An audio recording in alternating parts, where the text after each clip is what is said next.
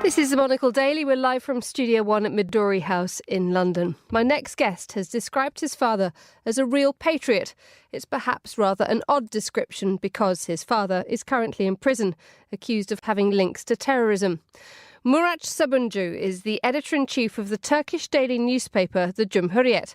It's a publication which has not shied away from criticising the regime of President Recep Tayyip Erdogan. Over a year ago, he and 11 colleagues were arrested and detained. While his son, Murat Sabuncu, joins me now. A very warm welcome to the Monocle Daily, Murat. Could you just explain to us what happened to your father? He was arrested by Turkish police following a raid in his apartment on October 2016. He's still in prison in Istanbul. He's not yet sentenced. My father and his colleagues are accused of acting on behalf of a terrorist organization without being a member, with the only evidence against them being a number of news items published in Cumhuriyet, which were regarded by the domestic court as a propaganda for FETÖ and PKK. So the evidence that convicted him was entirely based on what had appeared in a newspaper, the Cumhuriyet, which enjoys a very good reputation in Turkey. What was it that so offended the court? What caused problem is certainly the independent journalism that they are doing in Turkey. When was the last time you spoke to him? I spoke to him 2 weeks ago. It was a phone call because he has rights to phone calls twice a month. And how is he? He's doing very well because he knows that he's doing the right thing, which is defending liberty of expression and of the press in Turkey and doing his job as a journalist. The impression that many of us get from the outside is that Turkey is a place where to be a journalist is a dangerous profession that can make things like what has happened to your father happen. How dangerous is it now to speak your mind in Turkey? It's unfortunately dangerous, as the example of Cumhuriyet shows it. The trial itself is a message to other journalists to say that if they do their job as journalists independently, and if they criticize the government and the president, they could have trouble. They could be sent to the prison. They could have trials without any evidence. They could be harassed. How surprised were you about the speed with which freedom of speech has been eroded in Turkey? It was fast, I think. And after the failed coup in 2016, the deterioration of the freedom of expression became more visible as lots of media outlets were closed and lots of journalists were imprisoned. This deterioration went hand in hand with the deterioration of the independence and impartiality of the judiciary in Turkey. What do other countries do to help you? What can they do? They are already doing a lot because lots of international institutions and non-governmental organizations work very hard to make visible Cumhuriyet trial. Lots of journalists publish articles in their journals to support their solidarity with their colleagues, their Turkish colleagues.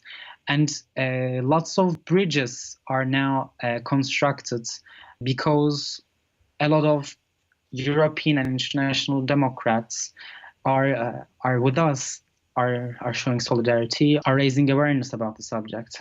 And when do you think your father will be released?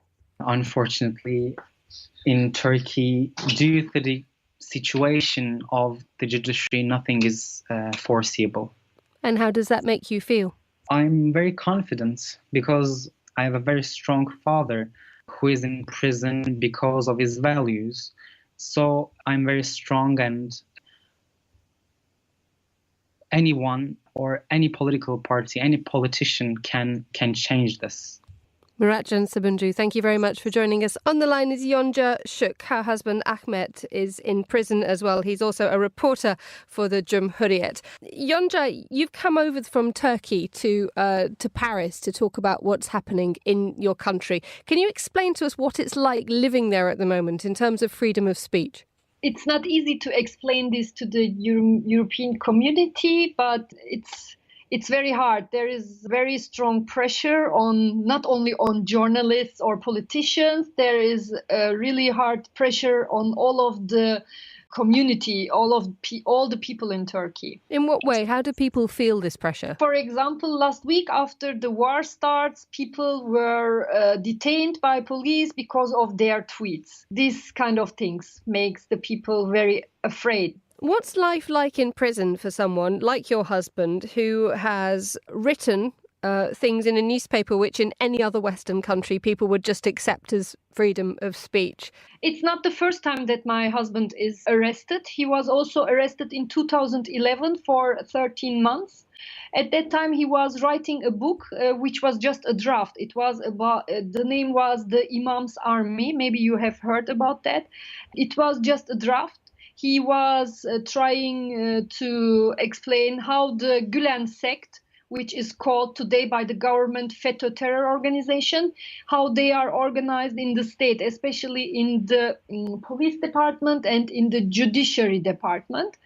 And my husband was arrested because of writing this book. And the book was defined as a terror document at that time. And now he is arrested again for making, at the beginning he was, the charges were making propaganda of the FETÖ terror organization and PKK and DHKPC. Now they took the FETÖ terror organization out of the indictment, but the proofs and the content is still the same. Now we have state of emergency, and they are the political, I don't want to say prisoners, I want to say hostage, because they are political hostages. They are isolated. For example, my husband was around 7.5 months isolated. He could not see his lawyers. Just 1 hour in a week by camera recording, and with a security guy who is taking care that they don't share documents. They were not be able to prepare their defense.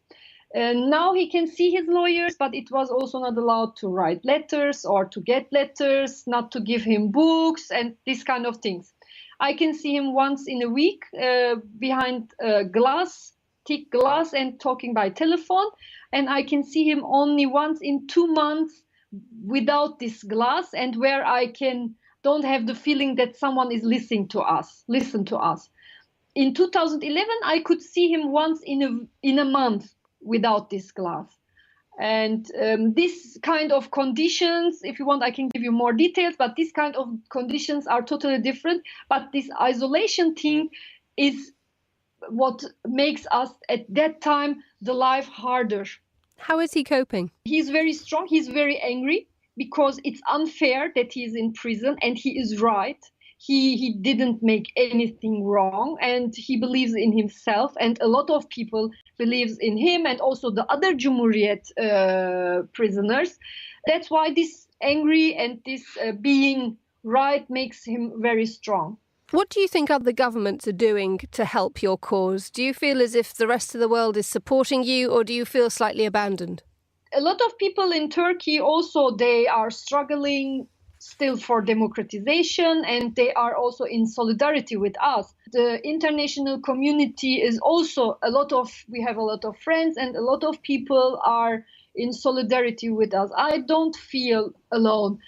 After all these things are finished, these dark times are in the past, we will only remember the solidarity and how strong we were in these hard times. Same in 2011, and I'm sure it will be the same in the future.